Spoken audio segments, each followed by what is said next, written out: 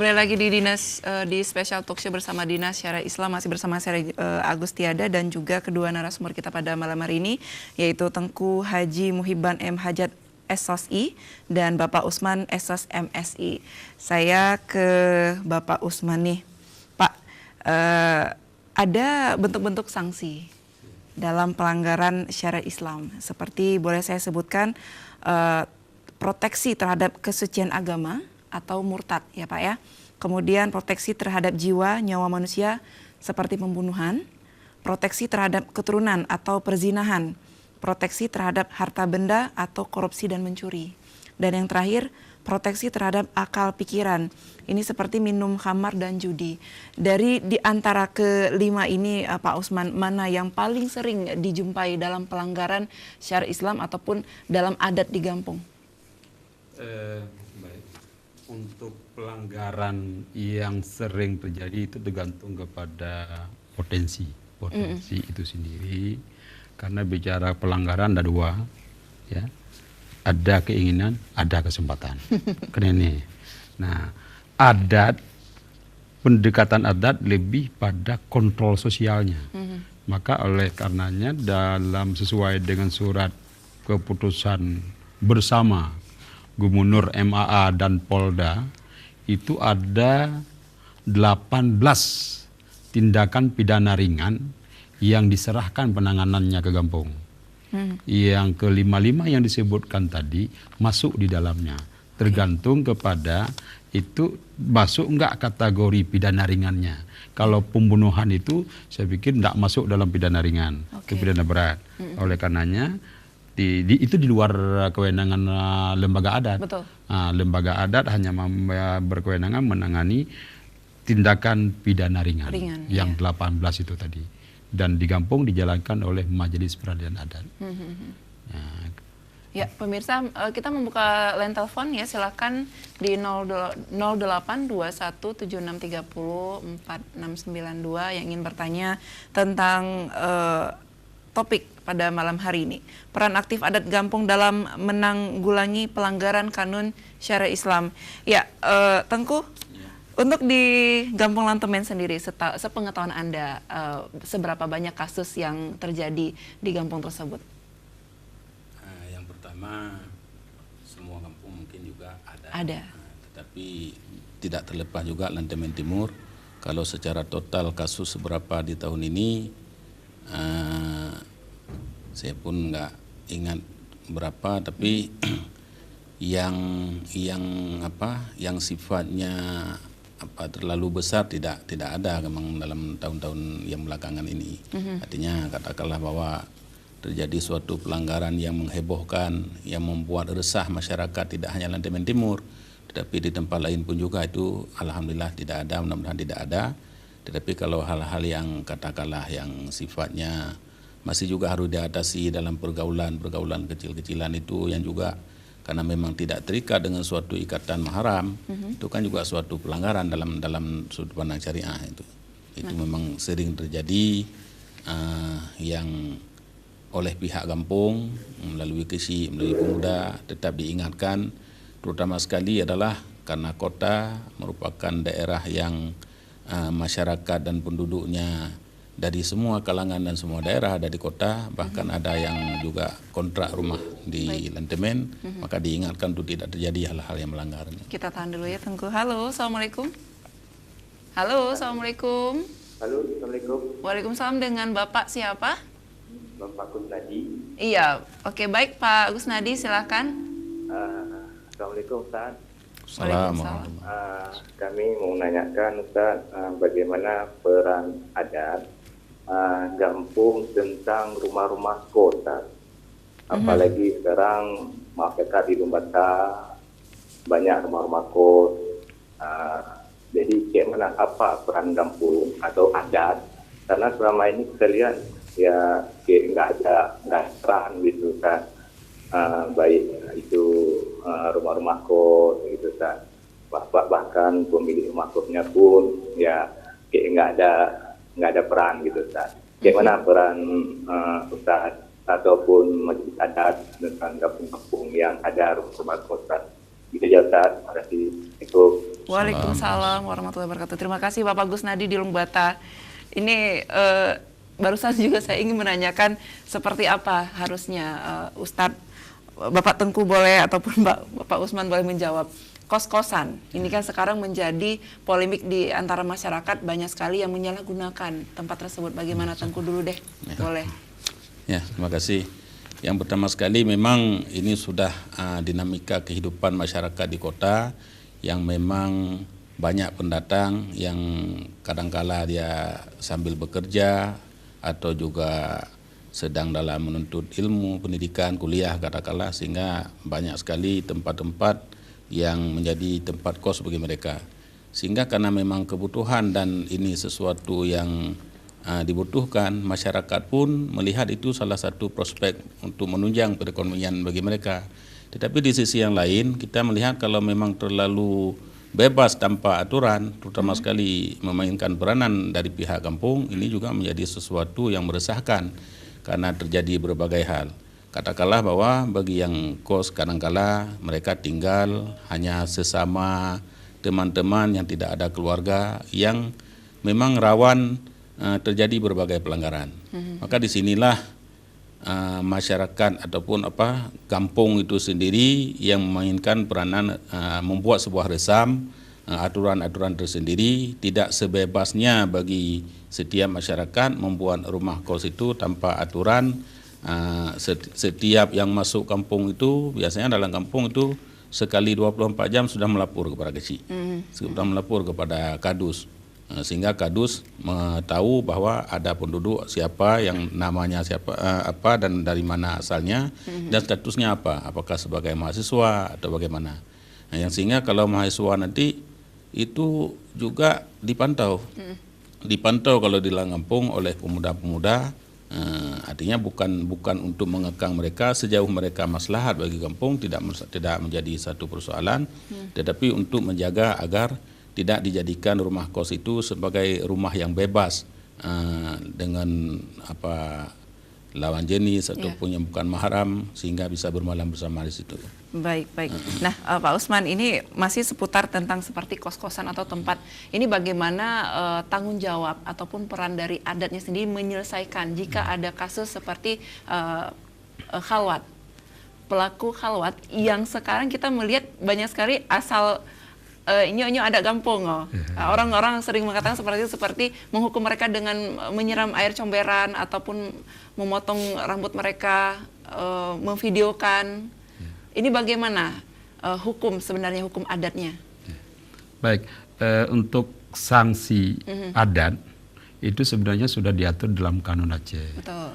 Nomor 9 2008. Ada 11 jenis sanksi yang dapat diberikan, mulai dari nasihat, teguran, ganti rugi, sayang, tergantung pada orang, dikucilkan, bahkan yang paling terberat adalah dikeluarkan dari kampung. Terberat. Sedangkan ketika ada kasus-kasus khalwat tadi, kemudian kita ambil, kita arak kampung, kemudian kita mandikan ke dalam comberan, itu sebenarnya bahkan sanksi yang dilarang. Ada dasar hukumnya, itu keputusan bersama antara gubernur, MAA dan Polda. Sudah ditandatangani, itu kemudian diatur. Salah satu hal yang tidak boleh adalah sanksi yang tidak boleh diberikan adalah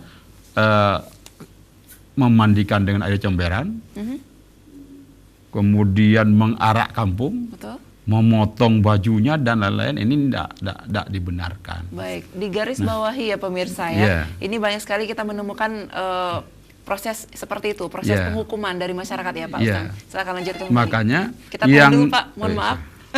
Makin seru ya Pak ya. Kita angkat telepon dulu. Halo, assalamualaikum, selamat malam. Halo.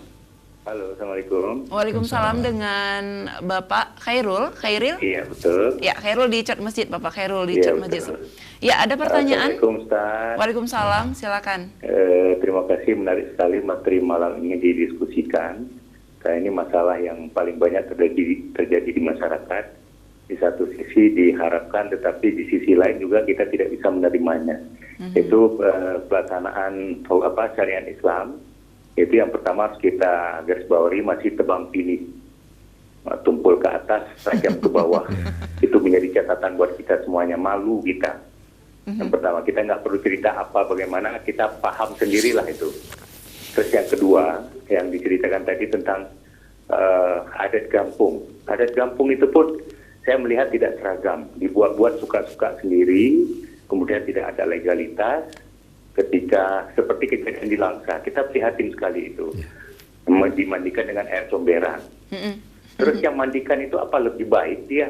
Bahkan mungkin lebih parah lagi, jadi kita nggak, orang yang memandikan itu kan eksekusi atau algojo itu kan orang yang nyari sempurna, seperti di Arab misalnya, memancung orang, itu dia harus memang orang betul sempurna. Ini siapa dia? Yang memandikan, mempermalukan orang luar biasa. Nah, konon pula kita dengar misalnya itu ternyata sudah nikah siri, terus diperlakukan seperti itu. Apa itu layak? Nah, kalau dalam hal ini misalnya Ustaz, mereka sudah nikah siri, terus kedapatan berduaan. Nah, secara hukum apakah dia juga harus dihukum seperti itu atau bagaimana itu? Kita melihat sekarang banyak juga kelemahan-kelemahan yang sekarang bisa saja kita katakan hukum adat lah ini itu, tapi nggak pernah kita lakukan. Lantas masing-masing kampung itu ada katanya, oh ini adat kampung, tapi ternyata tidak ada kekuatan hukumnya. Itu orang yang melakukan itu seharusnya juga diperkarakan, dipermasalahkan, dibawa ke ranah hukum. Betul, itu kelemahan kita sekarang. Jadi kita prihatin sekali. Jadi terus terang saja pemerintah khususnya di bidang syariat Islam ini belum punya gigi, belum punya kemampuan untuk mengatasi itu. Sebenarnya bisa saja kita lakukan. Selama itu sudah ada ketentuan, itu bisa saja kita laksanakan. Untuk itu mungkin ke Bapak yang di Dinas Syariat Islam di pemerintahan Aceh perlu buat kekuatan hukum, payung hukum atau kanun lah yang seragam. Jangan masing-masing jalan sendiri mengatasnamakan hukum adat, ternyata itu hanya diada-adakan. Terima kasih. Assalamualaikum. Waalaikumsalam. Luar biasa sekali Pak Khairul. Ini bagus sekali ya Pak Usman ya. Betul. Bisa menjadi sebuah saran juga untuk Majelis Adat Aceh untuk menciptakan sebuah kanun yang seragam untuk semua kampung yang ada di Aceh. Seperti apa tanggapan Anda Pak? Kalau yang namanya adat sebetulnya tidak bisa diseragamkan. Berbeda-beda. Berbeda komunitas masyarakat, berbeda adatnya. Mungkin dalam hal pelanggaran syariat Islam seperti apa? Namun setiap kampung itu diberikan kewenangan untuk membuat regulasi, bukan di mulut aturan itu, ditulis. Makanya di desa itu yang namanya kampung diberikan kewenangan untuk membuat resam atau kanun, entah apa nama yang lain, ya karena beda-beda ini. Nah, untuk mengatur hal-hal itu, karena ada dua hal yang dapat diatur. Yang pertama, aturan yang kanun itu lahir karena pelaksanaan daripada peraturan yang tertinggi, yang lebih tinggi, dan boleh mengatur membuat kanun atau resam kampung yang dalam hal kaitan dengan pelaksanaan kewenangannya sendiri. Misalnya dalam pelaksanaan kewenangan kampung kaitannya dengan syariat.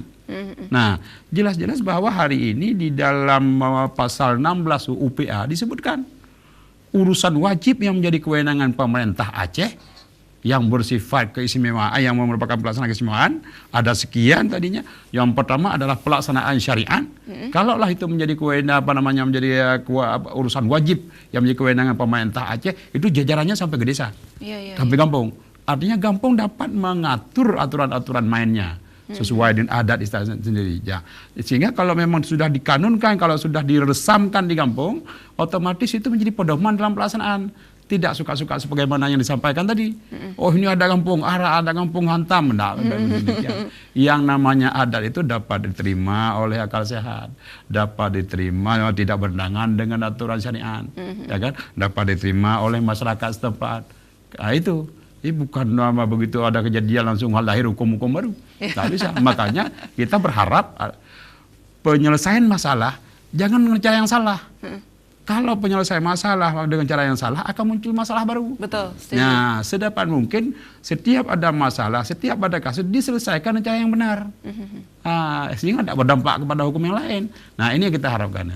intinya bisa diambil kesimpulan seperti pelanggaran khalwat, Ya. judi atau segala macam yang kemudian diarak, dimandikan dengan air cemara ini tidak benar. Tidak ada dibenarkan. dalam adat. Tidak ada dalam adat, bahkan dilarang. Baik, baik. Ya, itu Nah, kira-kira. jika ada kasus seperti itu, bagaimana pelaku yang melakukan tindakan seperti itu harus seperti apa? Mereka bisa dilaporkan? Ya. Sebenarnya apakah itu masyarakat hukum atau penegak hukum, asal melanggar hukum semuanya kena hukum. Asal Tidak ada bukti. kecuali. Tidak ada ini ya aparat hukum. Walau melanggar tidak perlu dihukum. Tidak. Yang namanya pelanggar hukum, apakah masyarakat hukum atau yang melahirkan hukum, tetap harus dihukum kalau dia Baik, salah. baik. Nah, Tengku bagaimana pendapat Anda jika ada kasus seperti itu di kampung? Bagaimana cara menyelesaikan secara adatnya? Yang pertama sekali seperti yang disampaikan Bapak tadi, bahwa dalam penyelesaian masalah jangan menimbulkan permasalahan baru. Memang semua sudah ada aturan-aturan tertinggi, baik itu apakah poin-poin yang ada dalam kanun. Meskipun memang setiap kampung itu ada adat-adat yang dilahirkan sebagai regulasi tersendiri, sebagai resam di kampung, tapi tetap acuan dan pedoman kepada aturan-aturan yang tertinggi sehingga tidak terjadi benturan-benturan ataupun perbedaan-perbedaan dengan dasar-dasar pedoman yang tinggi. Itu secara adat. Kemudian dari sudut pandang agama pun juga tidak dibolehkan. Kalaulah memang ada orang yang kita berupaya untuk mencegah tidak terjadi pelanggaran syariat, bila sudah terjadi, itu pun juga jangan sampai dipermalukan. Iya. Karena dengan dilakukan hal-hal yang membuat orang lain merasa malu, itu juga bertentangan dengan agama. Karena kita melakukan hal-hal yang membuat orang lain malu, itu dalam sebuah hadis juga dikatakan bahwa kita pun tidak akan mati dulu sebelum kita dipermalukan oleh orang lain. Ini sesuatu yang luar biasa memang. Tetapi bukan artinya pembiaran terhadap pelanggaran-pelanggaran. Sejauh mana kita ada aturan-aturan resam-resam untuk mencegah terjadi berbagai pelanggaran. Bila pelanggaran sudah terjadi, itu ada juga jalur-jalur hukum yang memang sudah ditetapkan, apakah melalui WH dan sebagainya. Kalau memang mereka benar-benar terbukti, tentu ada sanksi-sanksi yang harus mereka terima. Konon lagi tadi ada pertanyaan, kalau memang kedapatan berduaan ternyata nikah siri. Ya apalagi itu kalau memang dari sudut dari agama, Sudah sah. nikah itu sudah ada wali, sudah ada saksi, mungkin dari pandangan agama sudah legal. Tetapi kan kita tidak hanya melihat kepada agama saja, kita juga bernegara. Negara mengatur bahwa dalam persoalan pernikahan ini juga harus diatur melalui ada KUA-nya, ada aturannya. Kita juga harus taat kepada negara. Nah, karena sejauh negara mengatur kita kepada hal-hal yang maslahah, kita wajib untuk tunduk padanya. Baik. Nah, kalau untuk sanksi yang biasa diterapkan di sebuah kampung, ini yang masuk akal, sanksi seperti apa yang boleh diterapkan? Tentu saja seperti beberapa poin yang tadi disampaikan, ada kadang-kala tingkat nasihat, ada kadang-kala memang tingkat harus diuzlahkan, dipindahkan, jangan lagi tingkat ke kampung. Itu menurut sesuai dengan aturan-aturan yang ada. Jangan seperti melakukan hal-hal yang di luar daripada aturan. Seperti misalkan meminta 2 ekor kambing, itu bagaimana? Apakah juga tertulis dalam adat kampung? Itu secara adat mungkin Pak Usman yang tahu. Boleh, kita langsung lempar ke Bapak Usman, sang ahli. Ya, itu persoalan pelanggaran adat. Ya. Ketika masyarakat adat itu merasa terhina dengan kegiatan-kegiatan dilakukan oleh orang luar atau di kampung itu sendiri, tentunya oleh masyarakat itu bisa membentuk sebuah aturan. Namun bukan pada saat muncul kasus itu. Jauh-jauh hari sudah diatur bahwa kalau melanggar ini 1 kambing. Nah, kalau apakah namanya sayam atau istilah apa lain terserah, tergantung kepada kasusnya. Yang paling penting apa yang ditanyakan tadi bahwa punya landasan hukum. Iya. Bukan karena keinginan-keinginan. Jadi kalaupun harus 1 lembu, 1 kambing, yang paling penting diatur dulu. Sudah diterima oleh masyarakat, oke. Karena yang namanya proses pembentukan hukum itu mulai dari bagaimana merumuskan, ketika kita rumuskan sudah kita sosialisasikan kepada masyarakat, kalau memang itu sudah dapat diterima, saya pikir tidak ada masalah. Betul. Nah, dengan catatan sanksi-sanksi itu tetap tidak boleh melanggar kesyariatan. Karena yang namanya pelanggaran adat di Aceh sesuai dengan UPA itu juga bahwa penyelenggaraan kehidupan adat yang bersindikan Islam. Kalau adat itu yang bertentangan dengan Islam, jelas tidak ada tempat di Aceh. Itu yang paling penting. Maka antara adat dan agama itu ibarat sifat zat dengan sifat. Jelas ditulis di pasal 16 UPA. Penyelenggaraan kehidupan adat yang bersindikat Islam. Di luar itu kita tidak diperintah. Nah itu. Baik, ada pertanyaan lagi dari pemirsa, silakan. Di nomor telepon kita masih membuka dengan topik pada malam hari ini, peran aktif adat Gampung dalam menanggulangi pelanggaran kanun syariat Islam. Ini luar biasa sekali, bahkan juga dari aktivis HAM juga ini melihat ya Pak ya, mereka menilai bahwasanya katanya ini pelanggaran HAM katanya, seperti cambuk seperti itu. Banyak yang mengklaim bahwasanya penerapan syariat Islam yang ada di Aceh ini hanya setengah-setengah saja, tidak fokus, yang tidak full. Seperti apa pendapat Bapak Usman? Saya pikir kalau bicara HAM, itu harus jelas standarnya dulu. Iya. Ya, yang namanya HAM itu biasanya kalau seorang melanggar hak orang lain, maka hak dia harus dicabut. Sebenarnya semua orang bisa hidup bebas di luar, selama dia tidak melanggar hak orang lain. Ya, seorang pencuri, kenapa kita masukkan ke penjara? Karena dia sudah mengambil, sudah memperkosa hak orang lain atas hartanya. Betul. Jadi ketika dia masuk dalam penjara, bukan melanggar HAM. Nah, ketika dia melanggar misalnya kaluat, sekarang harus judi, harus dicambuk, karena dia sudah melanggar. Jadi kalau memang semua yang melanggar itu tidak boleh dihukum, apa jadinya nanti? Betul. Nah, negara jadinya tidak ada sanksi sama sekali. Hukum tanpa sanksi tidak akan jalan. Betul sekali. Iya. Nah, itu ya. Kita break dulu ya Pak. Yes, Baik pemirsa, kami akan segera kembali tetap di Special Talk Show.